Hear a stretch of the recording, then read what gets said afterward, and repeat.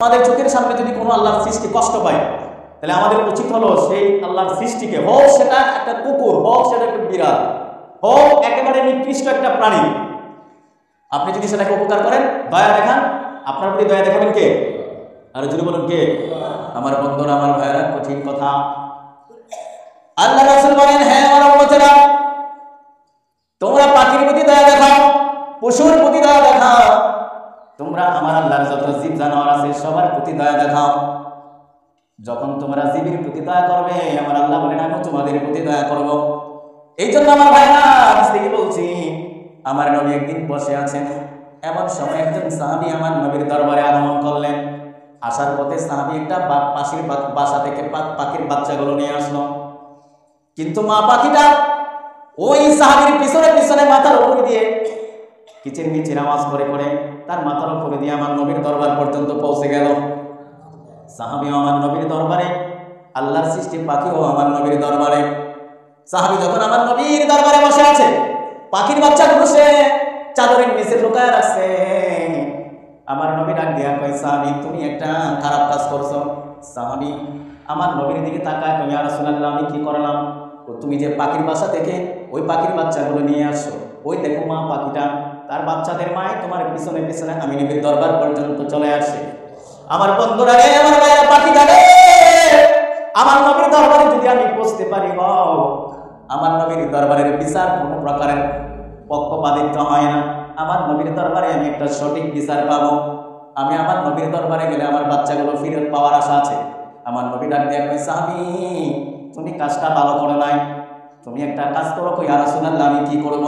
ওই যে পাখির বাচ্চাগুলো তুমি আনছো, মা পাখিটা দেখো কেমন করে কান্নাকাটি করতেছে। সাহাবী ডাক দিয়ে কয়, ইয়া রাসূলুল্লাহ, ইয়া হাবিবাল্লাহ, নবী গো, আমি তো শুনি পাখি কিচির মিচির করে। আমার নবী ডাক দেয়া কয়, সাহাবী তুমি শুনো পাখি কিচির মিচির করে, কিন্তু আমার আল্লাহ আমাকে এমন ক্ষমতা দিয়েছে, দুনিয়ার যত প্রাণী আছে সব প্রাণীর ভাষা বোঝার ক্ষমতা আমি নবীর আছে। তুমি শোনো পাখি কিচির মিচির করে, কিন্তু আমি শুনি না। আমি শুনতেছি পাখিটা তার বাচ্চাগুলোর জন্য কাঁদতেছে, সুতরাং আমি নবী পাখির কান্না সহ্য করতে পারি না। সুতরাং তোমাকে বলছি তুমি পাখির বাচ্চাগুলো বাসায় নিয়ে দিয়ে আসো। সাহাবী আর এক মুহূর্ত দেরি করলেন না, মুহূর্তের মধ্যে দৌড়ায় যায় পাখির বাসাতে, আবার সুন্দর করে বাচ্চাগুলো রেখে আসলো। আমার নবী ডাক দেয়া কয়, এই যে তুমি পাখিটারে খুশি করলা, পাখিটাকে তুমি যে খুশি করলা, জানোনি তোমার মওলা তোমার প্রতি কত খুশি হয়েছে? জোরে জোরে বলেন সুবহানাল্লাহ। আমার নবী ডাক দেয়া কয়, সাহাবী জানা রাখো, আজকে তুমি আমি নবীর কথা পালন করার কারণে আল্লাহ তোমার সব গুনাহগুলো মাফ করে দিয়েছে।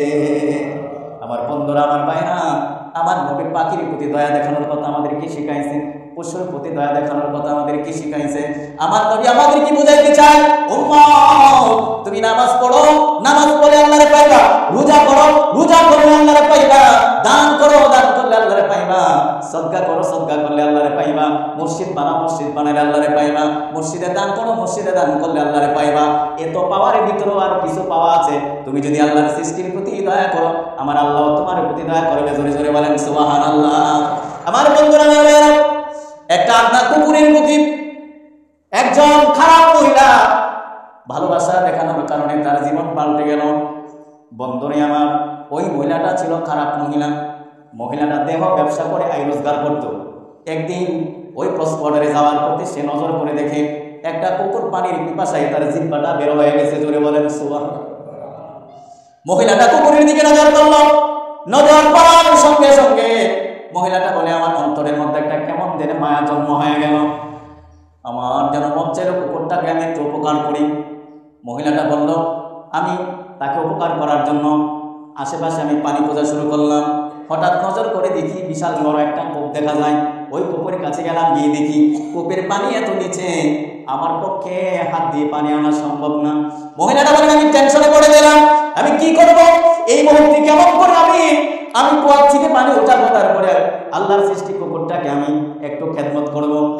মহিলা বলে, আমি যখন ভাবতেছিলাম, হঠাৎ আমার আল্লাহ আমার মাথার ভিতরে একটা বুদ্ধি জাগাই দিল।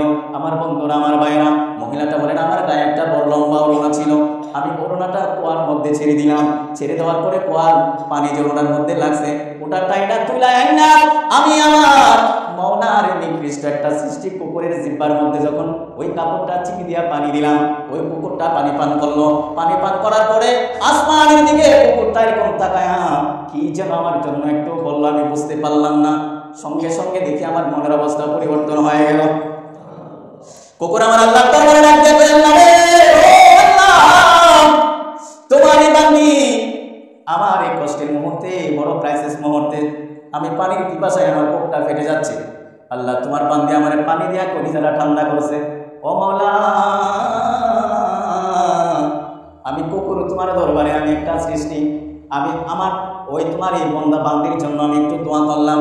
আল্লাহ আমার কলিজা যেমন তোমার বান্দি ঠান্ডা করেছে রে মাওলা, তুমিও তোমার বান্দির এই কলিজাটা ঠান্ডা বানায় দাও।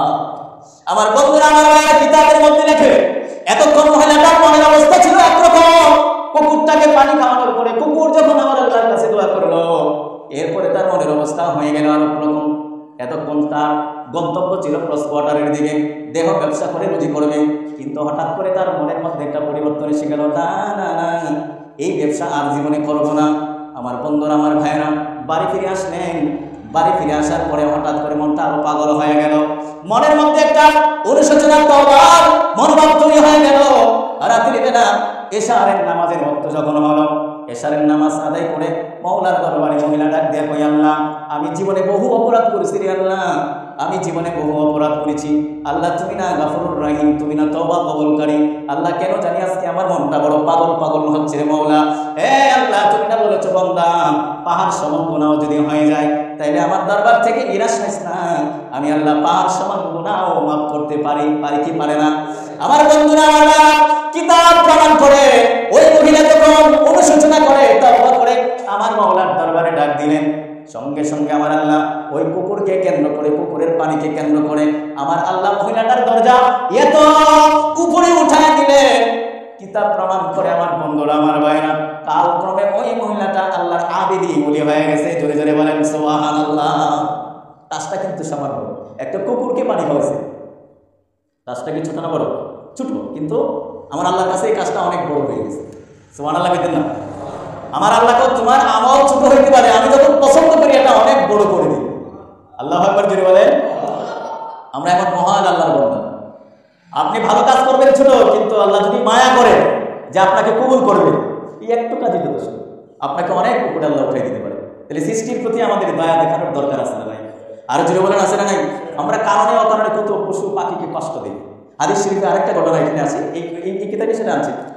একটা মহিলা একটা বিড়ালকে বন্দি করে তারপরে তার চোখ বন্ধ করে দিয়েছিল।